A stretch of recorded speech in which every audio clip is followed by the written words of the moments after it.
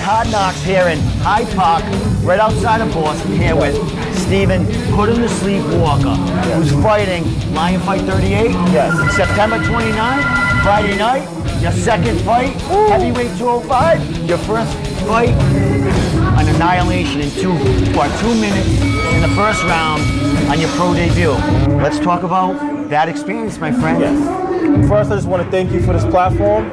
Usually us guys, we get underlooked, you know, and we really appreciate your platform for having us be able to get exposure, you know, so I want to tip my hat to you for that. Thank you very much. Thank you for giving me the opportunity. Definitely.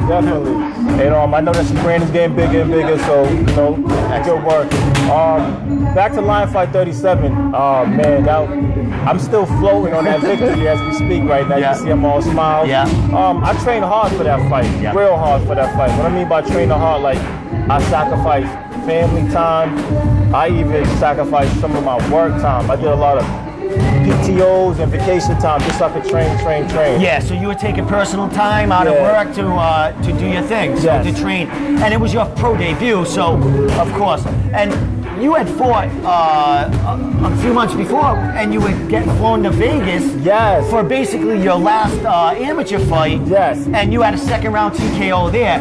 Basically in Lion Fight's hometown of Vegas right there. So you went from Boston to Vegas, had a second round TKO as your last AMI fight. Then they put you on the Lion Fight 37 card in your hometown in Foxwoods.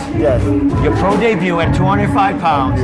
And in 2 minutes, you were like glowing on Access TV. You're on Access TV. You were doing flips in the ring. You were Take it back to the fight. It was very amazing. My opponent was very tough. He caught me with a nice left hand. I guess I dropped my hand. But in my mind, my hands were still up.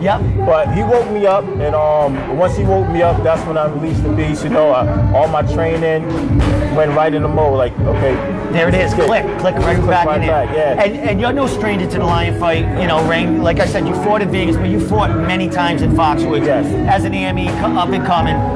And what was the difference between, because not only did you make your pro debut, you fought on the Access TV card. I think did you kick off the card? Yes, I kicked off the card. So you were the bang, and it, you know, in 2 minutes, you know. Woo! So I know. what's the feeling, the different feeling between, you know, the AME card and then making your pro debut and on the Access TV card? So the pro debut, you have a lot of, I would say, a lot of weight on your shoulders. You know, people are watching.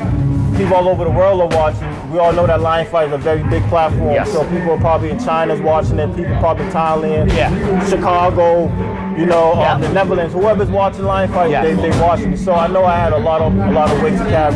Plus, I was the first heavyweight Lion Fight I ever had as a professional to fight on their card. So that's basically history right there.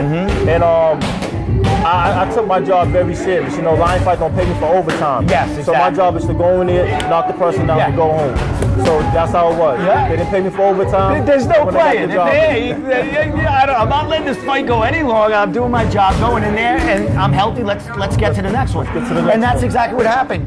You took out a guy in 2 minutes, and now you've got another fight the end of September 29th for your second fight at heavyweight, where that is your home. You know that is your class.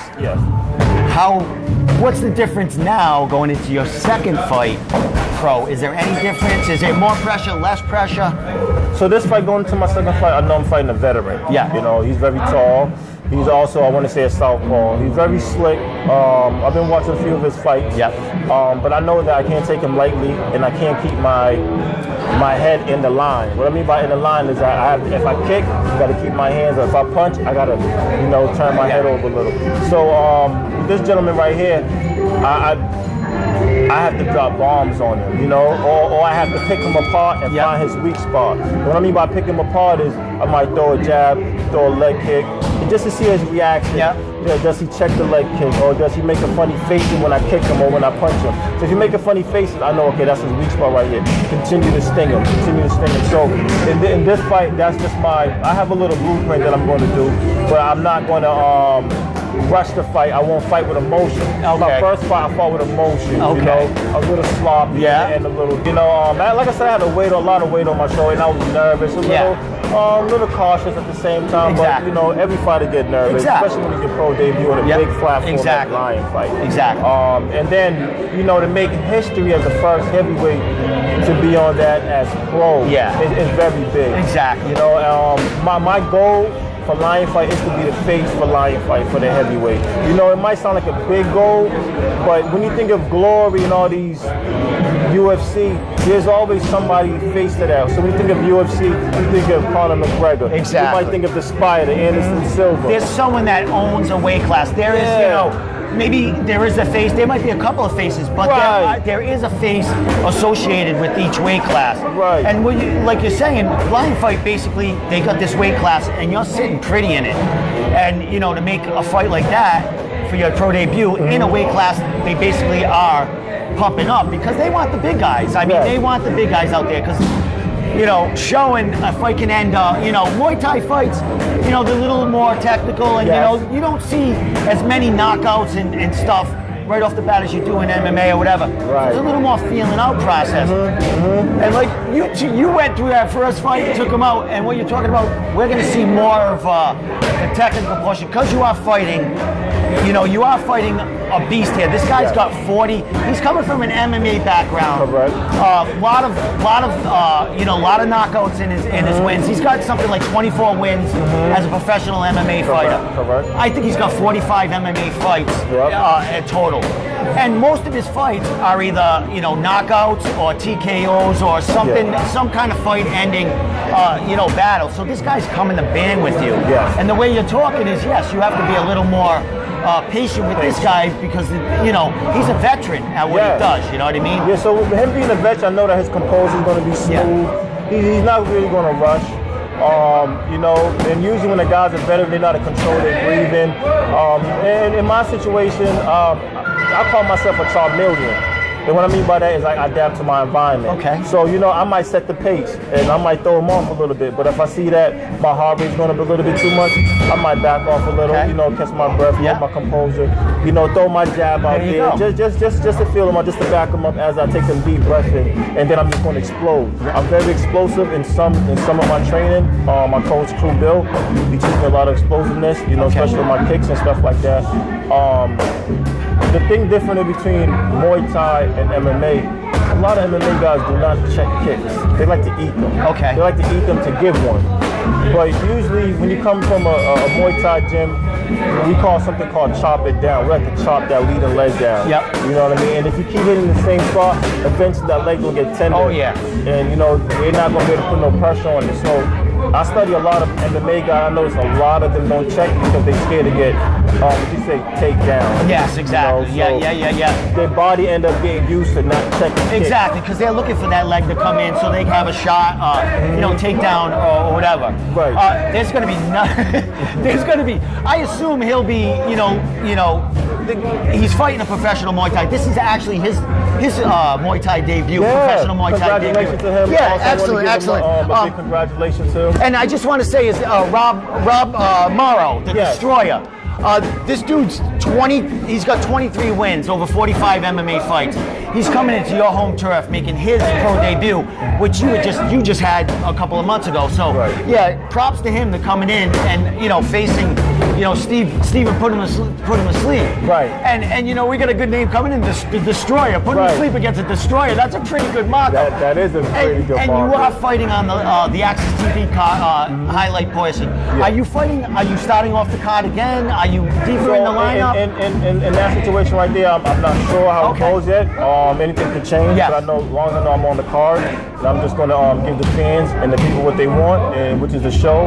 Also, I'm sure the Destroyer going to come and give the people, he's got something to prove. He's coming from, you know, with all, you know, all this cross, you know, it's starting to become a normal thing for MMA fighters because a lot of them have Muay Thai backgrounds. To come back to Muay Thai to get, you know, because there's a lot of action. We got Lion Fight, we got a lot of regional shows. Muay Thai is starting to pick it up. As far as mainstream, it's always been there for the die-hard fan, but mainstream it's coming. So we're getting a lot of crossovers. We're getting boxers that, you know, that coming in doing Muay Thai. So the field is packed of potential, you know, matchups here. I mean, you know, you being you, your second Muay Thai fight. Who knows, you know, down the line what you're going to be fighting. I know exclusively you want to stay with, you know, Lion Fight. Right. And, you know, that looks like it's the way it's going to go. You know, Scott's very high on your, you know, you coming in.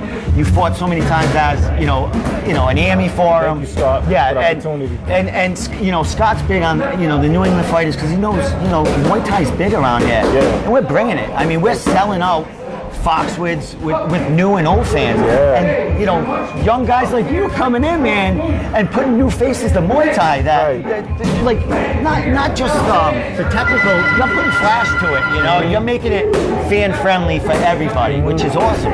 Right, and like I said, New England, we got a lot of talent. Yeah. A lot of hidden talent, you know. And just take people like you know, to expose them and to get their face out there and stuff like that. But like I said, Muay Thai is definitely growing. I love it. The thing that's different between Muay Thai and MMA training, I think our cardio is different. And what I mean by that is, before class, you got to run a half an hour, which is 3 miles, and then you train. Yeah. And then after that, you train 5 rounds on the bag, then you hit pads, and you go back to doing 300 knees, and then you do a conditioning class. MMA, I'm not discrediting it, but I know that in some part, they get a point where they get to rest. Like, you know, if I take you to the ground, I might get that rest. I see what you mean. You They can get in guard and kind of like hold a little bit. I know what you mean. That rest. So I know me and the Destroyer might have two different conditions. Exactly. You know, so, but I'm not going to take the credit away from, I'm not going to sleep on it. You got that name for a reason. Yes. And I got my name for a reason. Exactly. And then I think at the end of the day, it's all going to boil down to who won it more and who got the conditioning and who got the heart. I can't wait to see this fight. We're 3.5 weeks away or so. You know, I witnessed you on the bag doing something you destroyed. You got a green thing over here, a tire thing. Do you call that something like a green monster? Like I got footage of you working on that sucker. Yeah. But that looks like a little, not a little, but a big toy that everyone wants to go play with in there. Yeah, man. So, man, this is the dog pound, man. And that tie right there, we all pit bulls in this gym. That's why it's called Hard Knocks. We all pit bulls. And that tie right there, once we lock on it, we lock on it. That's meant for power. I'm trying to tell you, that tie will beat you up. You have to control it. You know, we definitely work on our 1-2s and our hooks and our knees on that tire. But do it for a good 30 seconds. You start running out of breath. You know what I'm saying? Well, I got you more than 30 seconds because I see your conditions, my friend. You're beating the hell out of that thing. Fight to the finish, man. I love her, man. You know, as you can see, she's probably back there. One day we might take a little picture of it. But that's my best friend, you know, and she's good for my power, good for my cardio. You know, I'm definitely going to give her a name. I kind of like the name Green Monster, so I'm going to have to roll with that. I like that. We're in New England here. I'm going to go hit the Green Monster over there. I was talking to your coach, Bill. I said, Bill, what's that name? He goes, I don't know. It's just 3 tires with a big green thing around it. I said, I know they're calling it something. They're probably having nightmares about that. And if you're a beginner, you're hitting the tire, after you hit that tire, your hand's going to be shaking. Yeah, like exactly. But after a while, you get used to it. Bill said there's resistance to that, so you know it's all good. All right, my friend. Shout outs. How we get in touch with you? You've got a bunch of tickets to sell. You're pumping this fight up. Your second pro fight at heavyweight 205. You're going to introduce a veteran MMA fighter to New England Muay Thai. So let's tell the fans how we get in touch with you. All right, ladies and gentlemen, how you get in touch with me? You can follow my fan page at Stephen Walker on Facebook. That's my fan page.